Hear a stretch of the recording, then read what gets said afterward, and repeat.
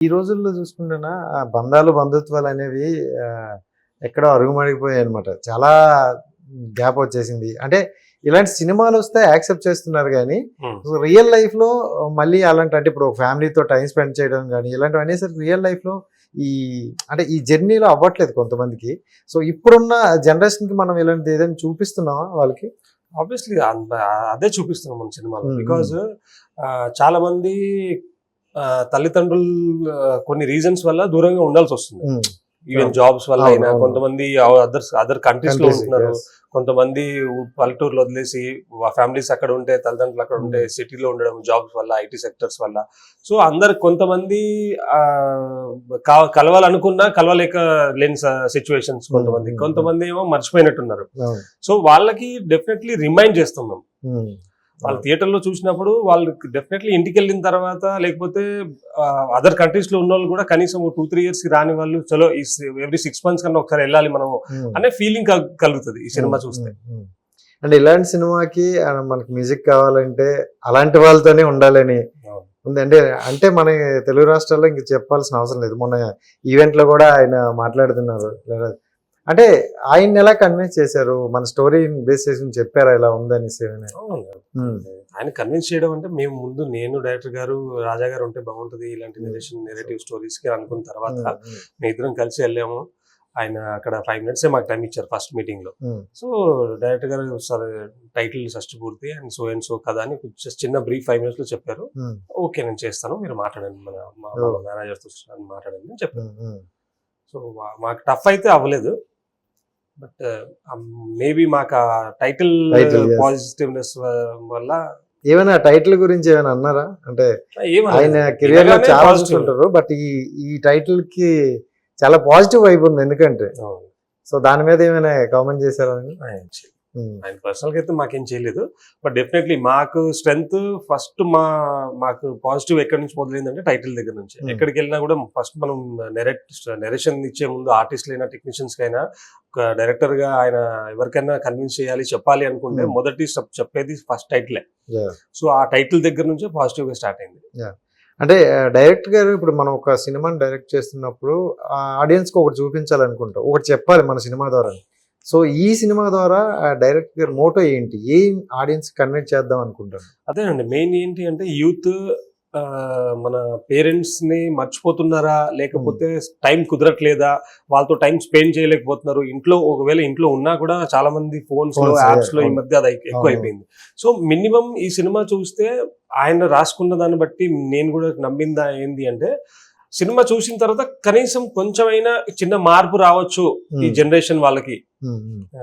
ఆ ఫీలింగ్ కొంచెం స్ట్రాంగ్ గా మాకు నచ్చి దాన్ని ప్రొసీడ్ అయ్యాం. స్ట్రాంగ్ గా బిల్డ్ చేశారు. సో దాన్ని మంచిగా అయితే తీసుకెళ్తున్నారు అనమాట. అండ్ మీ వరకు చూసుకుంటే అంటే ఏదో ఒక్క డిపార్ట్మెంట్ లో మనం అడుగు పెడితేనే చాలా కష్టం. అంటే యాక్టర్ గా మనం వెళ్ళాలంటేనే ఏం చేయాలి, మనం ఇంకా ఆడియన్స్ కి ఎంత దగ్గర అవ్వాలని ఆలోచిస్తాం. అండ్ ప్రొడ్యూసర్ గా కూడా బాధ్యతలు తీసుకోండి అనమాట.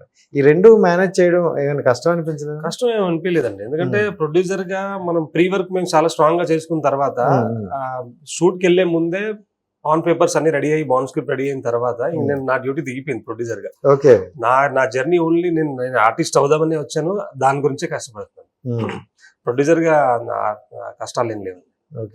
ఎందుకంటే అది బరువు తీసుకుంటే నాకు బరువు అనిపిస్తుంది. నాకు ఆ బరువు కన్నా ఎక్కువ నేను ఆర్టిస్ట్ గా నేను బాగా చెయ్యాలి, నాకున్న సీన్స్ లో నేను అందరు ఇప్పుడు సీనియర్స్ తో పాటు నా కాంబినేషన్ సీన్స్ ఉంటాయి. సో అక్కడ నేను ఇంకెంత ఇన్వాల్వ్ అవ్వాలి, కథలో నాకున్న క్యారెక్టర్ కి నేను ఎంత డెఫినెట్ గా 100% ఇవ్వాలనే అక్కడ కొంచెం నేను స్ట్రగుల్ అయ్యాను. కానీ అక్కడ ప్రొడక్షన్ పరంగా నాకేం ఇబ్బంది లేదు. సో అంటే ఆర్టిస్ట్ అండ్ ప్రొడ్యూసర్ ఏది ఈజీ అనుకుంటారు? ఏది బాగుంది? ఈజీ ప్రొడక్షన్ ఏదో రోజుకి గంట సేపు పేపర్లు కూర్చొని లెక్కలు చూసుకొని రేపు ఇన్ని డబ్బులు పెట్టేటప్పుడు కొంచెం కష్టం ఉంటది కదన్నా. పెట్టేటప్పుడు డబ్బులు ఉంటది, కష్టం ఉంటది. అది అదంటున్నా, కష్టం ఎలా తీసుకునే దాన్ని బట్టి అంట. ఇప్పుడు రెండు ఉన్నాయి కాబట్టి నేను రెండిట్లో అది ఈజీ అంటే, ఎందుకంటే నాకు ఇది ఇష్టం. ప్రొడక్షన్ కన్నా నాకు ఆర్టిస్ట్ అవుదామనే నా గోల్ కాబట్టి నాకు ఇది దీని మీద ఫోకస్ ఎక్కువ ఉంటుంది. Hmm. ప్రొడక్షన్ ఎలా ఉంటది అంటే ప్రొడక్షన్ మనం షూట్ స్టార్ట్ చేసే ముందే దిగి మన క్యాల్కులేషన్స్ అన్ని ముందే అనుకుంటాం, బడ్జెట్స్ అనుకుంటాం, ఎన్ని రోజులు అనుకుంటాం, ఎవరు అనుకుంటాం, అన్ని ముందే అనుకుంటాం కాబట్టి అది ప్లాన్డ్. దాని తర్వాత ఇప్పుడు సెట్లు దిగిన తర్వాత ఎవ్రీ డే న్యూ డే, రోజు ఒక కొత్త సీన్ వస్తుంది. మనకి ఎంత తెలిసినా కూడా అక్కడ మళ్ళీ కాంబినేషన్, ఇప్పుడు ఒంటరిగా ఒక సీన్ నేను చేయడం వేరే, అందరు కాంబినేషన్ తో చేయడం వేరే. సో దీన్ని కొంచెం జాగ్రత్తగా చేయాలనేది నేను కొంచెం ఇక్కడ కొంచెం కష్టపడ్డా. అంటే ఒక 10-15 సినిమాలు చేసిన తర్వాత కూడా ఇలాంటి సినిమా రావడం చాలా రేరు ఒక యాక్టర్కి. సో మీకు ఫస్ట్ లోనే ఇలాంటి అదృష్టం వచ్చిందనమాట. సో అంటే ఇది నాకు తెలిసినంత వరకు లైఫ్ లో బాగా గుర్తుండిపోయే ఫిల్మ్ అవుతుంది. ఎందుకంటే అంటే సినిమా హిట్ ఫ్లాప్ అనేది పక్కన పెడితే మన మనసుకి నచ్చిన ఒక ఫిల్మ్ ద్వారా వెళ్తున్నాం అనేటప్పుడు ఆ సాటిస్ఫాక్షన్ వేరు కదా. సో అలా మీ లైఫ్ లో గుర్తుండిపోయే ఫిల్మ్ అవుతుంది. 100%. మన ప్రొడక్షన్ కైనా కూడా, నాకైనా కూడా, పర్సనల్ గా కూడా ఇది క్లాసికల్ ఫిల్మ్ ఇది. అది లైఫ్ లాంగ్ మనం ఇప్పుడు రాజా గారి పాటలు 1970s 80s నుంచి ఇప్పటి వరకు ఆ పాటలు మనం ఎలా వింటున్నామో ఇలాంటి కైండ్ ఆఫ్ సినిమాలు ఇది రెగ్యులర్ గా మనము ఎప్పుడు రిమెంబర్ అయ్యే సినిమాలు మనం చూస్తూనే ఉంటాం ఈ సినిమా.